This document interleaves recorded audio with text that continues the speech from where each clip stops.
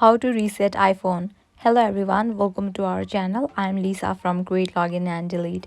Now let's jump straight into the process. Open your settings app. Here we go.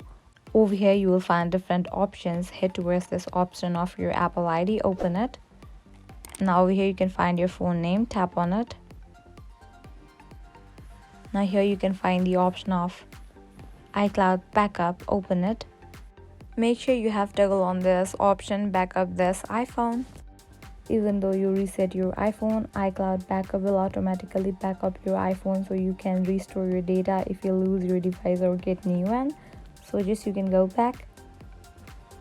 Now you have to head towards this option of general. Open it. Scroll down. At the bottom you can find the option of transfer or reset iPhone. Tap on it. Tap on reset. Now from here you have to select the option of reset all settings. Now you have to enter your passcode over here and continue with the process. This is how you can reset your iPhone. I hope now you guys are clear about it. At the end, if you find this video helpful, make sure to like, share and subscribe to our channel. Comment down below what you guys want to see in upcoming videos. Thank you.